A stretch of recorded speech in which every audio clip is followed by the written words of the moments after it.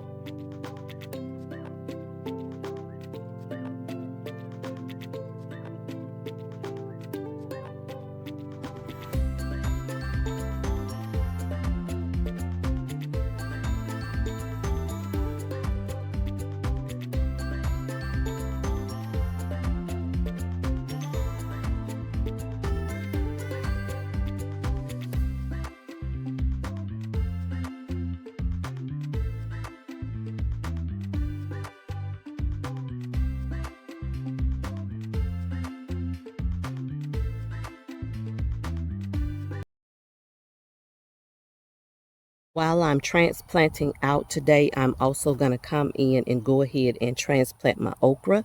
And this particular okra is called the branching okra. It's still kind of young, but I'm going to go ahead and transplant it out. I'll just have to keep a watch on it, make sure that I am putting the right nutrients on there, keeping it watered in as well. And then I have 3 other plants here, and those are the Clemson spineless okra that I'm going to also plant out in that area back there, in the very back, that area back in there. So I'm going to get those planted in. Then I'll come back and show you the overall garden as we have planted out everything. I just wanted to show you all how we have everything planted out and laid out here. So let's start over this way. That's the comfrey plant. The bee is enjoying it. And then look at our peas, guys. I thought that they would not come back, and they came back. They're doing wonderful. I do need to come in and tie it up on the fence here. I was going to go ahead and plant out the cucumbers, but I think I'm going to wait on these peas and let them go ahead and do whatever they're going to do. And then I'll come back in and plant out the cucumbers. And then look at our onions. These are the Dixondale onions here. Our grapevine came back. It has awakened and it is doing wonderful. And then we have some more peas here. They're not growing as fast as the other ones. And then look at our muscadine vine. It is on its way. Look at that. Pretty. And then we have another comfrey plant. And it's just growing away. And I may have to come in and divide that out. And then we have our Egyptian walking onions. They are doing wonderful. And then on this row, we had extra tomatoes that we planted on this row. And they are drooping because it's hot out here. I did come in yesterday and I added some straw balls around the base to keep that moisture in. So they're looking very good. Some more Dixondale onions. And look, guys, they're trying to bub up. Look at that. Wow. So they're doing well. I am just so proud of that. They are thickening up and doing well. Good job. And so The next row, we have more comfrey. Our blueberry, miniature blueberry bushes are here and here. They're doing good. And then I put a sunflower there, a pepper there, sunflower and a pepper, another sunflower, and then of course remember our broccoli that we planted out, and fingers or crossed that we will get at least a harvest out of here, or it gets too heated up and then it will again go to seed on us. So hopefully we will be able to get at least one harvest, just one. And then remember, we planted the calendula and these strawberries out together. Well, look at that. Beautiful. And then look at those strawberries. They're still blooming, still thriving. Then I came in and I put some galls over that one because they are ripening up and I don't want the birds to peck them or bugs to get them. And look at that calendula.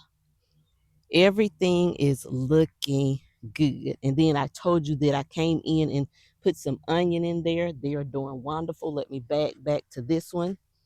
Doing wonderful there. And then on this row, we have our tomatoes that we planted out together. And I went in and staked them up. And then on this row, remember I was planting out those marigolds on day one. Look at that. And then our peppers, some more peppers. Remember we did our spicy peppers on that side over there. And then we put our sweet peppers down this row. And then I came in with my corn and it's doing wonderful. Corn is a heavy feeder. They are heavy feeders. So I am going to come in probably in a day or two and add more fertilizer there. And then when we pan over, I've already put my melons out. They are getting a head start here. Those are the these are the, was it the three flavor? Yeah, that's the three flavor watermelon. And in this area, this is the green flesh honeydew melon. And then this is a rattlesnake watermelon. See that? And then moving on up, look at our banana tree. It's coming back, waking back up. And then I put a roselle right back here. I did stake it up because it's getting so big already. And then look, guys, look at that. Hopefully you can see it. Interesting. But yeah, so that's where we are with the garden so far. I wanted to show you all the end results of planting out because it was a 2-day process, but we got it finished. So as always, we have the onions up here in the green stalk. And let's see here. I'm trying to see what we got. They're bubbling up, doing very well. And so we did put onions on that whole first row. The second row, we came in and put strawberries, of course, and they are doing wonderful. That one looks like it died back, but I'll know. I don't know. I think I may pull it and replace it. And then I did plant in some strawberries down here. That one, it doesn't look good. I um, put a marigold right here, another strawberry there. So this row is mostly strawberries and marigolds. That's a sunflower there. Then we have some more strawberries around here.